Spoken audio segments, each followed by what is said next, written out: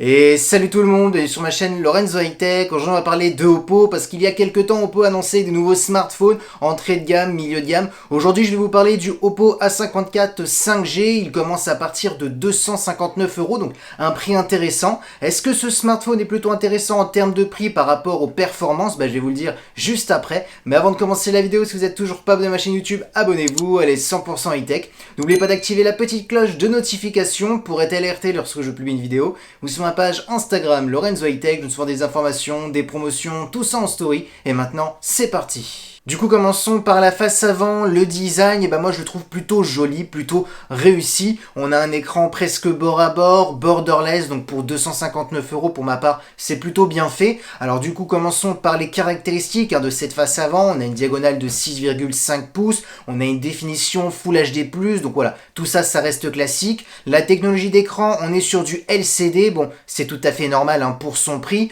Ensuite, on a un taux de rafraîchissement de 90 Hz, donc ça, c'est plutôt intéressant pour avoir de la bonne fluidité lorsque vous naviguez sur internet par exemple, ou pourquoi pas pour les jeux vidéo. Et surtout on a un taux d'échantillonnage pouvant aller jusqu'à 180 Hz, donc jusqu'à maintenant c'est quand même plutôt intéressant. Ensuite le petit poinçon que vous voyez en haut, c'est la caméra selfie, on est sur du 16 millions de pixels. Et concernant la sécurité, on n'a pas de capteur d'empreinte qui est sous l'écran parce que c'est vrai que ça coûte quand même assez cher, et comme on est sur un smartphone à 259 €, il faut bien faire quelques compromis. Du coup la sécurité elle est sur la tranche du smartphone. Parlons maintenant du dos du smartphone, et moi je le trouve plutôt réussi. Après ça c'est une question de goût, on est sur un dos en plastique, c'est tout à fait normal, c'est pour baisser le coût du smartphone, mais en tout cas il est plutôt agréable à regarder, donc voilà, je le trouve plutôt sympathique.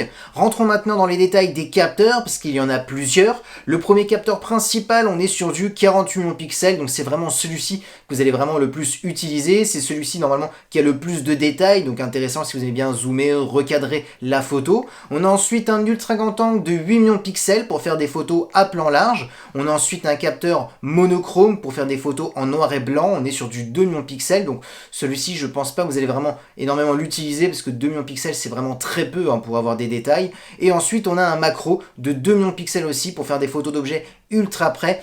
Pour ma part, celui-ci aussi, c'est celui que vous allez le moins l'utiliser. Et concernant la vidéo, on filme jusqu'à du Full HD, 30 images par seconde. Bon, un petit peu dommage qu'il n'y a pas de 4K, parce que c'est vrai que ça commence à devenir le standard, la 4K, même pour l'entrée de gamme. Parlons maintenant de performance. On a 4 Go de RAM accompagné du processeur de Qualcomm, un Snapdragon 480 qui est compatible 5G, donc ça c'est quand même plutôt intéressant pour son prix d'avoir la 5G, surtout avec les nouveaux forfaits qui sont en train d'arriver en France. Alors qu'est-ce qu'on peut faire avec ce processeur pour les gens qui ne connaissent pas ce processeur, le Snapdragon 480G?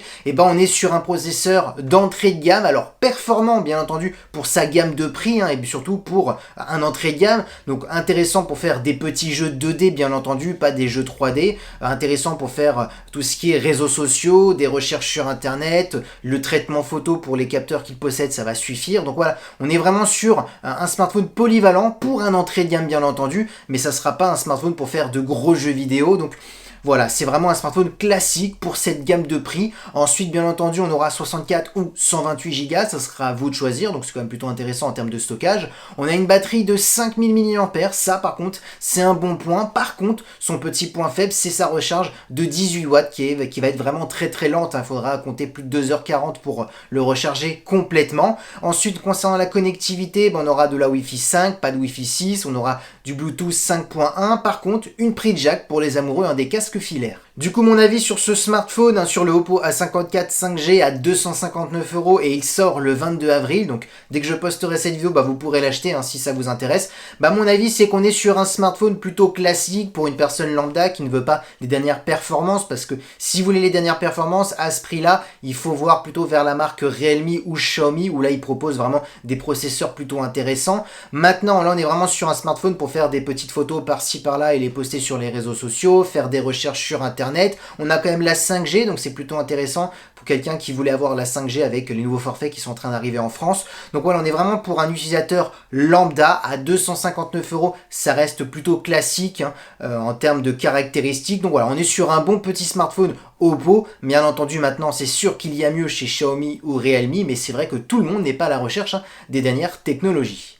Et voilà, cette vidéo sur le Oppo A54 5G est terminée, j'espère qu'elle vous a plu. Si c'est le cas, n'oubliez pas le petit pouce like, de vous abonner sur cette chaîne YouTube et d'activer la petite cloche de notification pour être alerté lorsque je publie une vidéo. Ou sur ma page Instagram Lorenzo High Tech, j'en souvent des informations, des promotions, tout ça en story. Et maintenant je vous dis à très bientôt.